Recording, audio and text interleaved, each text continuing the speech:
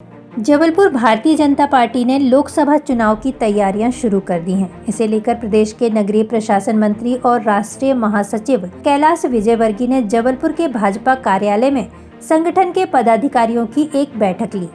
इस बैठक में पार्टी के तमाम जनप्रतिनिधि शामिल हुए।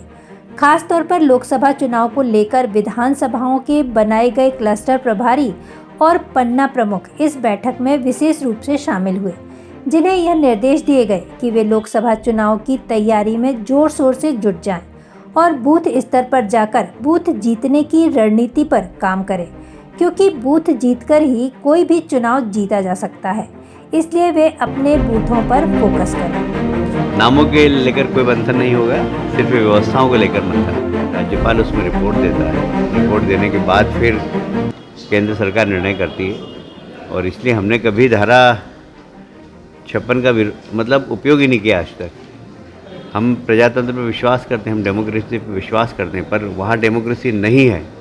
और इसलिए मैंने कहा कि यह पार्टी की राय नहीं, ये कैलाश विजयवर्गीय की राय है कि वहाँ पर अब तो राष्ट्रपति शासन लगना चाहिए। तो महामहिम राज्यपाल जी अगर रिपोर्ट देंगे तो सरकार इसके ऊपर विचार करेगी। कहता हूँ कि मैं इसके ऊपर क्या टिप्पणी करूँ, पर हाँ, कमलनाथ जी जैसे बहुत ही मतलब कह सकते हैं कि बहुत ही समझदार नेता इस बार कैसे धोखा खा गए हमें भी समझ में नहीं आया। मैंने तो पहले ही कहा था कि कमलनाथ जी की हमारी पार्टी में कोई आवश्यकता नहीं है, और इसलिए हमने कहा था कि उनके दरवाजे बंद हैं। अब देखिए, दिग्विजय सिंह जी कांग्रेस के नेता सब फ्रस्ट्रेशन में चल रहे हैं, क्योंकि इनको मालूम है कि आने वाला भविष्य हमारा अच्छा नहीं है।